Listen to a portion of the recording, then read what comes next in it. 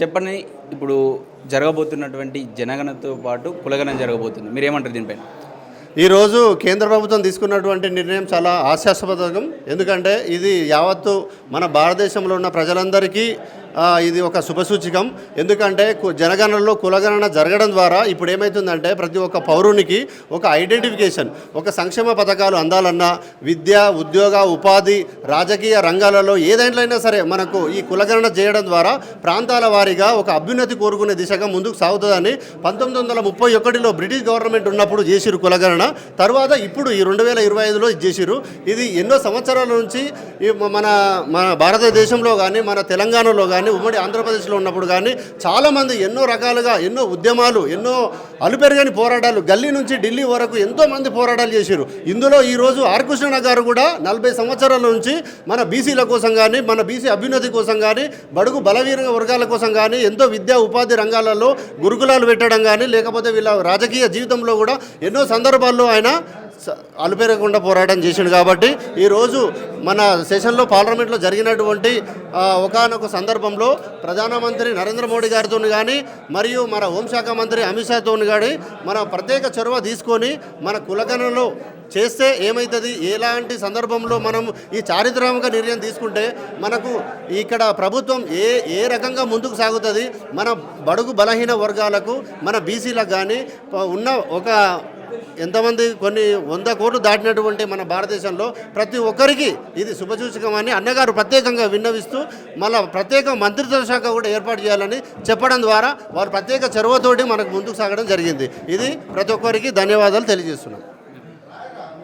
ఈరోజు ఏదైతే జనగణనలో కులగణన అని చెప్పేసి ప్రధానమంత్రి నరేంద్ర మోడీ గారి అధ్యక్షన నిన్న ఏప్రిల్ 30వ తారీఖు నాడు జరిగినటువంటి క్యాబినెట్లో నిర్ణయం తీసుకోవడం, అంటే వచ్చే జనాభా గణనలో జనగణనతో పాటుగా ప్రత్యేకంగా ఎస్సీ, ఎస్టీ, బీసీ మైనార్టీలకు సంబంధించినటువంటి కులాలను అందులో మేము ప్రత్యేకంగా గణన చేస్తామని చెప్పి ఏదైతే నిర్ణయం తీసుకున్నో దీన్ని పూర్తిగా స్వాగతిస్తున్నాం. చాలా సంతోషంగా ఉంది. ఈ సందర్భంగా ప్రధానమంత్రి నరేంద్ర మోడీ గారికి ప్రత్యేకంగా కృతజ్ఞతలు మరియు ధన్యవాదాలు తెలియజేస్తున్నాం. ఎందుకంటే గత 75 సంవత్సరాల కాలంలో భారతదేశంలో ఏ పొలిటికల్ పార్టీ కూడా అధికారాన్ని ఆస్వాదించింది, ఓట్లు దండుకున్నారు తప్ప ఎస్సీ, ఎస్టీ, బీసీల కోసం ఎక్కడ కూడా వాళ్ళు ఆలోచించినటువంటి పాపాన పోలేదు. గతంలో 1931లో ఒకసారి బ్రిటిష్ వారి హయాంలో జరిగేటువంటి ప్రయత్నం జరిగినా కూడా ఎక్కడ కూడా న్యాయం బీసీలకు, ఎస్సీలకు, ఎస్టీలకు జరగలేదు. కాబట్టి ఈ నిర్ణయం పట్ల మేమందరం కూడా అన్ని సంఘాల తరపున భారతీయ జనతా పార్టీ నాయకులుగా చాలా సంతోషంగా ఉన్నాం. మాటలు రావడం లేదు. నిజంగా ఇంత తొందరగా ఇది జరుగుతుందా, లేకపోతే మోడీ గారు ఓబీసీగా ఉన్నటువంటి ప్రధానిగా ఉన్నటువంటి ఆయన నాయకత్వంలో ఇంత తొందరగా జరుగుతుందని మేమైతే అనుకోలేదు. కాబట్టి చాలా సంతోషంగా ఉంది. రాబోయే రోజుల్లో ఎస్సీలు ఎంతమంది ఉన్నారు, ఎస్టీలు ఎంతమంది ఉన్నారు, బీసీలు ఎంతమంది ఉన్నారో లెక్క తేలబోతుంది. తద్వారా గతంలో కొంతమంది నాయకులు చెప్పారు మనకున్నటువంటి రోగం ఏందో తేలితేనే దానికి ట్రీట్మెంట్ జరుగుతుందని. ఇప్పుడు మనకు బీసీలకు ఎందుకు ఆర్థికంగా చితికిపోయినాము, ఎందుకు విద్యా ఉద్యోగాలలో మనకు రావాల్సినటువంటి వాటా దక్కలేదు, వీటన్నిటికీ మూల కారణము మనం ఎంత ఉన్నామో ఇప్పటివరకు తేలలేదు. కాబట్టి దేశవ్యాప్తంగా అధిక శాతంగా ఉన్నటువంటి, అంటే 56% పైగా ఉన్నటువంటి బీసీల జనాభా ఈ సందర్భంగా లెక్క తేలబోతుంది. తేలిన తర్వాత వాళ్ళకు విద్య, ఉద్యోగ, ఆర్థికంగా, రాజకీయంగా ఎందుకు వెనుకబడ్డారో తర్వాత సమగ్రంగా దాని మీద చర్చ జరుగుతుంది. ఖచ్చితంగా ప్రధానమంత్రి నరేంద్ర మోడీ గారి ఆధ్వర్యంలో, హోంశాఖ మంత్రి అమిత్ షా గారి ఆధ్వర్యంలో రాబోయే రోజుల్లో బీసీలకు మంచి రోజులు రాబోతున్నాయి. ఖచ్చితంగా బీసీలు ఆర్థికంగా, విద్యా ఉద్యోగాల పరంగా ఉన్నతమైనటువంటి స్థానాలకు రావడానికి భారతీయ జనతా పార్టీ చేస్తున్నటువంటి కృషికి హృదయపూర్వకంగా మనస్ఫూర్తిగా కృతజ్ఞతలు తెలియజేస్తున్నాం. అలా మల్లేష్ యాదవ్, తెలంగాణ రాష్ట్ర బీసీ ఫ్రంట్ చైర్మన్. ఈరోజు కేంద్ర ప్రభుత్వం, భారతీయ జనతా పార్టీ, నరేంద్ర మోడీ గారు తీసుకున్న నిర్ణయం ఏదో చారిత్రక నిర్ణయం ఇది. ఈ నిర్ణయం ద్వారా ప్రధానమంత్రి నరేంద్ర మోడీ గారికి, అదేవిధంగా హోంమంత్రి అమిత్ షా గారికి, అదేవిధంగా ఆర్ఎస్ఎస్ చీఫ్ మోహన్ భగవత్ గారికి మేము ధన్యవాదాలు కృతజ్ఞత చేస్తూ ఉన్నాం. ఆర్ కృష్ణయ్య గారు 50 సంవత్సరాలుగా ఈ బీసీల కోసం, బీసీల విద్య, ఉద్యోగ, ఆర్థిక, రాజకీయ రంగాల్లో రావాల్సిన వాటా కోసం నిరంతరము ఎటువంటి ఎడతెరిపి లేకుండా సేవలు చేసుకుంటూ వస్తున్నాడు. ఎక్కడైతే ఈ తెలంగాణ రాష్ట్రంలో కానీ, ఆంధ్రప్రదేశ్ రాష్ట్రంలో కానీ ఏదైతే బీసీలైన వాళ్ళు చదువు లేక అవిద్య అజ్ఞానంతో కొట్టుమిట్టాడుతూ ఉంటే ఆ జనాలకు ఆ ప్రజలకు విద్య కావాలని మొట్టమొదటి హాస్టల్స్ కావాలి, రెసిడెన్షియల్ పాఠశాలలు కావాలి, అదేవిధంగా స్కాలర్షిప్లు కావాలి, మెస్ ఛార్జీలు కావాలని అనేక అంచెలంచెలు కొనసాగిస్తూ ఉన్నాం. స్థానిక సంస్థల్లో బీసీ రిజర్వేషన్ సాధించుకున్నాం. సర్పంచ్గా ఎంపీటీసీ జెడ్పీటీసీల గ్రామ స్థాయిలో రాజ్యాధికారంలో వాటా వచ్చింది. ఆ తర్వాత అదే కాకుండా చట్టసభల్లో బీసీ రిజర్వేషన్లు కావాలి, పార్లమెంట్లో బీసీ పిలువడం అనేకసార్లు కొట్లాడి హైదరాబాద్కి వెళ్ళి 30 సంవత్సరాలుగా మేము ఉద్యమాలు పాల్గొంటూ నాటి ప్రధానమంత్రి అయినటువంటి వాజ్పేయి గారిని, చంద్రశేఖర్ గారిని, ఐకే గుజ్జాల్ గారిని, అదే ప్రతిపక్ష ములాయం సింగ్ యాదవ్ గారిని, లాలూ యాదవ్ గారిని, రామ్విలాస్ పాస్వాన్ గారిని అనేక ఉద్యమాలు కలిసి మాట్లాడడం జరిగింది. ఆ తర్వాత క్రమం లోపల బీసీలకు ఎక్కడైతే మనకు ఎస్సీ ఎస్టీలకు ఆల్రెడీ వాళ్ళకి మంత్రిత్వ శాఖ ఉంది, వాళ్ళకి బడ్జెట్ అలికేషన్ అవుతుంది. బీసీలకు ఏంటంటే మంత్రిత్వ శాఖ లేకపోవడం మూలంగా ఎటువంటి బడ్జెట్ అలికేషన్ లేదు. కాబట్టి మేమేమంటున్నామంటే బీసీలకు కూడా జనాభా లెక్కల్లో కులగణన చేయాలని డిమాండ్ చేస్తా ఉన్నాం. అందుకోసం జనాభా లెక్కల కులగణన కోసం తెలంగాణ రాష్ట్ర బీసీ చైర్మన్గా మల్లేష్ యాదవ్గా సుప్రీంకోర్టులో కేసు ఫైల్ చేయడం జరిగింది. అదే రామకృష్ణ కేసు ఫైల్ చేయడం జరిగింది. కృష్ణయ్య గారు కేసు ఫైల్ అది రాకముందే కృష్ణయ్య గారితో మాట్లాడిన తర్వాత కేంద్ర ప్రభుత్వం నిర్ణయానికి వచ్చింది. భారతదేశంలో బీసీ ఉద్యమం బలపడుతుంది కాబట్టి జనాభా లెక్కలలో కులగణన చేయకపోతే అభ్యంతరం ఏర్పడుతుంది. కాబట్టి ఏదైతే జనాభా లెక్కలు 36 కాలం పెట్టారో 36 కాలంలో ప్రకారంగా 36 కాలంలో కులగణన చేయాలంటే కులగణన చేస్తే భారతదేశంలో బీసీలలో కులాలు ఎంతమంది ఉన్నాయి, ఎంతమంది యాదవులు, ఎంతమంది ముదిరాజులు, ఎంతమంది గౌడ్లు, ఎంతమంది పద్మశాలీలు, ఆయా రాష్ట్రాల్లో నార్త్ ఇండియాలో కానీ సౌత్ ఇండియాలో కానీ ఆ కులాల యొక్క జనాభా వెళ్తే ఆ కులాల యొక్క ఒక బడ్జెట్ ఎట్లా అలికేషన్ చేయాలి, ఆ కులాలు ఏ విధంగా వెనుకబడతా ఉన్నాయి, ఆ కులాలు ఏ విధంగా ఎడ్యుకేషనల్ బ్యాక్వర్డ్నెస్ ఉన్నాయి, ఫైనాన్షియల్ బ్యాక్వర్డ్నెస్ ఉన్నాయి అని చెప్పేసి వస్తుంది. కాబట్టి ఆ కులాల యొక్క అభివృద్ధి కోసం వాళ్ళ యొక్క నిర్ణయాలు తీసుకుంటారు. కాబట్టి అందుకోసం ఈ యొక్క నిర్ణయం ఉంది. మేమేమనుకుంటున్నామంటే ఈ జనాభా లెక్కల్లో కులగణన చేస్తే ఈ కులగణన ద్వారా ఈ భారతదేశంలో విప్లవం స్టార్ట్ అయింది, ఈ యొక్క బీసీల శకం ఆరంభమైంది భావిస్తూ ఉన్నాం. ఏదైతే కులగణన వచ్చిన తర్వాత భారతదేశంలో ఏమవుతుందంటే కులగణన వచ్చిన తర్వాత ఈ యొక్క బీసీలకు రావాల్సిన సంక్షేమ పథకాలతో పాటు అదేవిధంగా బడ్జెట్ అలికేషన్తో పాటు అదేవిధంగా కేంద్రంలో ప్రత్యేక మంత్రిత్వ శాఖ లేదు. ఇప్పటి వరకు కేంద్రంలో ఎస్సీలకు శాఖ ఉంది, ఎస్టీలకు శాఖ ఉంది, మైనార్టీలకు శాఖ ఉంది, కల్చర్కి శాఖ ఉంది, అన్ని శాఖలు ఉన్నాయి. కానీ 140 కోట్ల మంది జనాభా ఉన్న భారతదేశంలో దాదాపు 70-80 కోట్ల మంది జనాభా ఉన్న బీసీలకు మాత్రం ఓబీసీలకు ఒక మంత్రిత్వ శాఖ లేదు. వీళ్ళందరూ కూడా ఈ యొక్క దేశవాసులు, దేశవాసులు, దేశంలో హిందుత్వాన్ని కాపాడుతున్న వాళ్ళు, హిందూ మతాన్ని భుజాన తిరుగుతున్న వాళ్ళు, అదేవిధంగా ఈ యొక్క భారతదేశ సంపద సృష్టిస్తున్న వాళ్ళు. ప్రతిది కూడా భారతీయ దేశంలో ప్రకృతిలో ప్రతి రా మెటీరియల్ ముడి పదార్థాన్ని మానవ మనుగడకు మానవ అవసరాలకు తీర్చిదిద్దు బీసీలు, శ్రామిక కులాలు, వడ్రంగులు కానివ్వండి, రజకులు కానివ్వండి, నాయ బ్రాహ్మణులు కానివ్వండి, వీళ్ళందరూ కూడా శ్రామిక కులాలు. ఈ యొక్క మానవ జీవనానికి జీవించడానికి తయారు చేసే ఈ కులాలకు మంత్రిత్వ శాఖలు ఇప్పటి వరకు బీసీల మంత్రిత్వ శాఖ ఏర్పాటు చేస్తే దేశంలో మంచి డెవలప్మెంట్ అవుతుంది, అభివృద్ధి జరుగుతుంది. కాబట్టి బీసీలకు మంత్రిత్వ శాఖ ఏర్పడే అవకాశం ఉంది. ఈ కులగణన తర్వాత క్రమం లోపల పార్లమెంట్లో బీసీ బిల్లు పెడితే చట్టసభలో బీసీ రిజర్వేషన్ వచ్చే అవకాశం ఉంది. ఇటీవల కాలం మనం వింటా ఉన్నాం 542 సీట్లకు రాబోయే రోజుల్లో 28 నాటికి డీలిమిటేషన్ ప్రకారంగా 800 పైసీలకు ఎంపీ సీట్లు పెరగబోతూ ఉన్నాయి. ఆ రోజు వచ్చేసరికి బీసీలకు కూడా పార్లమెంట్లో బీసీ బిల్లు పెట్టి రిజర్వేషన్ వస్తే ఈ యొక్క రిజర్వేషన్ భాగంగా రాజ్యాధికారంలో వాటా వస్తాయని మేము నమ్ముతున్నాం. ఈ కులగణన అన్ని సమస్యలకు పరిష్కారం అవుతాయని భావిస్తూ ఉన్నాం. ఇదైతే ఉందో కులగణన చేయడానికి ఆర్ కృష్ణయ్య గారు తన 50 సంవత్సరాల జీవితాన్ని పణంగా పెట్టి ఏదైతే విజయం సాధించారో కృష్ణన్న గారికి జీవితంలో కృష్ణన్న గారి ఉద్యమాలు మేము 30 సంవత్సరాలు పనిచేస్తూ వెనబడి ఉన్నాం. కాబట్టి మేము కూడా మా జీవితం ధన్యమైందని భావిస్తూ ఉన్నాం. తప్పకుండా కృష్ణయ్య గారి నాయకత్వంలో బీసీలకు మంచి జరుగుతుందని ఆశిస్తూ ఉన్నాం.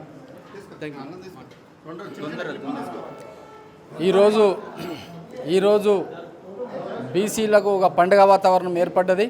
నిన్న క్యాబినెట్లో నిర్ణయించినటువంటి బీసీల్లో కులగన్న జనగన్న జరపాలని చెప్పి క్యాబినెట్ నిర్ణయం పట్ల ప్రధానమంత్రి నరేంద్ర మోడీ గారికి, అమిత్ షా గారికి, ఆర్ కృష్ణన్న గారికి ప్రత్యేకమైన ధన్యవాదాలు తెలుపుతున్నాం.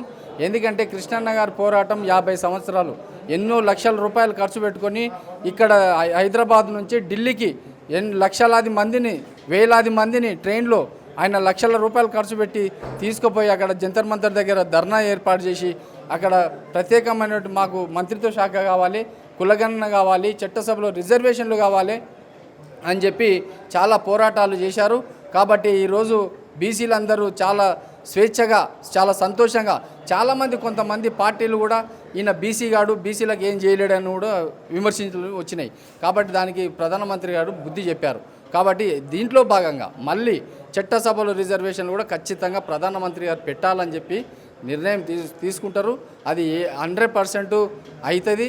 ఎవ్వరూ ఎలాంటి ఆ అపోహలకు లోను కావద్దు.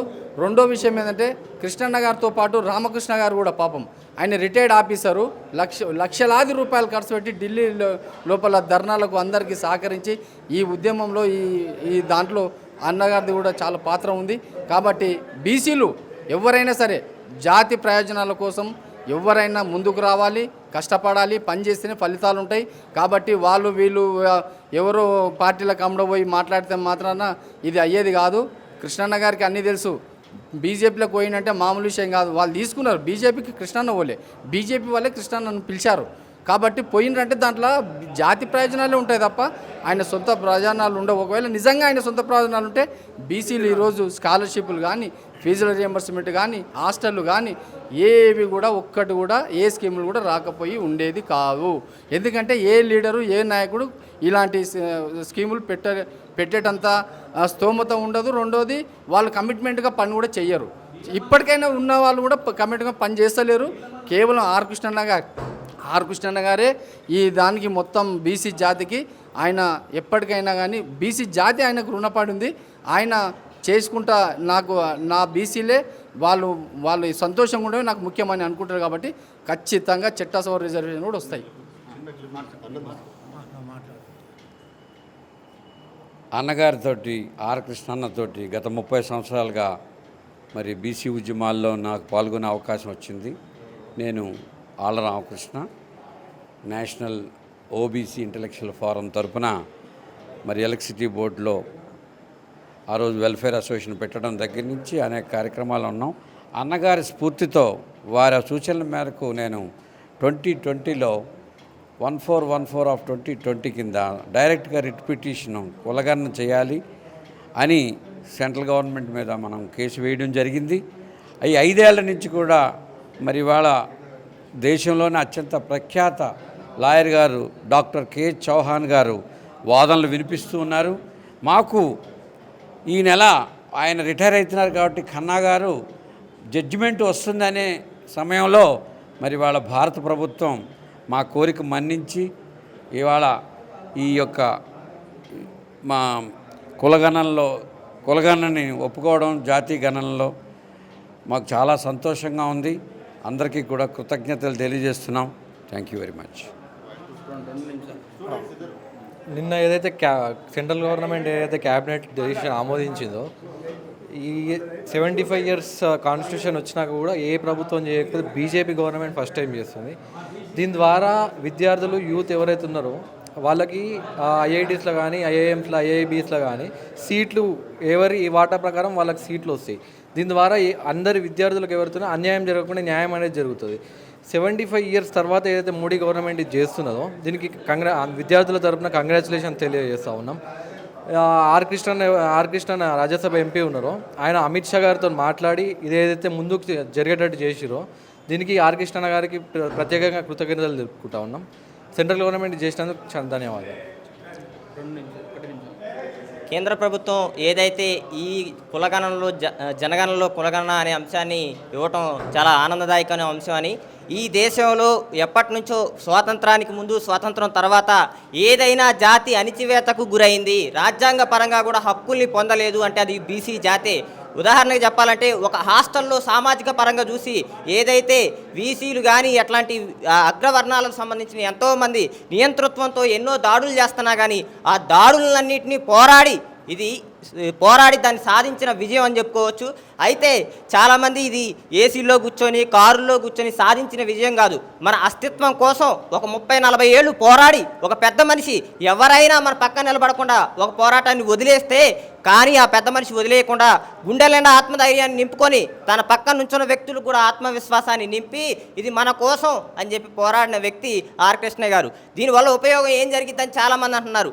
నేనేం చెప్తున్నా అంటే నువ్వు చదువుకునే చదువులో వాటా వచ్చింది, వైద్యంలో వాటా వచ్చింది. నీకు రాజ్యాంగం ఇచ్చిన హక్కు ఏంటంటే ఈ దేశంలో పుట్టిన ప్రతి పౌరుడికి అన్ని రకాల హక్కులు ఉండాలని, కానీ బీసీలకు మాత్రం అన్ని రకాల హక్కులు లేవు. లెక్కలు చూస్తేనేమో తక్కువ ఉన్నాయి, జనాభా చూస్తేనే ఎక్కువ ఉన్నాయి. అట్లాంటి జనాభా అన్నిటికీ హక్కులు కల్పించి పిడికడంత ఆత్మగౌరవం కోసం తలెత్తిన వ్యక్తి ఆర్ కృష్ణయ్య గారు. అట్లాంటి ఆత్మవిశ్వాసంతో పోరాడి ఈరోజు బీసీల ఆకాంక్షలన్నీ నెరవేర్చే వ్యక్తిగా చేసిన ఆర్ కృష్ణయ్య గారికి ధన్యవాదాలు తెలియజేస్తూ, అలాగే ఆర్ కృష్ణయ్య గారికి మరింత బీసీ సమాజం చైతన్యంతో ముందుకుండాలని, పదవుల కోసం ఎవరైతే జాతి ఆకాంక్షలను తాకట్టు పెడతారో ఆ సమాజం ఆ వ్యక్తుల్ని ఈ సమాజం ఎప్పుడు పాతర వేయబడుతుంది. గుర్తుంచుకోండి బీసీ నాయకులారా, మన ఆకాంక్షల కోసం పోరాడండి, మన వ్యక్తిత్వం కోసం పోరాడండి, మన అస్తిత్వం కోసం పోరాడాలని తెలియజేసుకుంటూ మరొక్కసారి ఆర్ కృష్ణన్న గారికి ధన్యవాదాలు తెలియజేసుకుంటూ కేంద్ర ప్రభుత్వానికి ధన్యవాదాలు తెలియజేసుకుంటున్నా.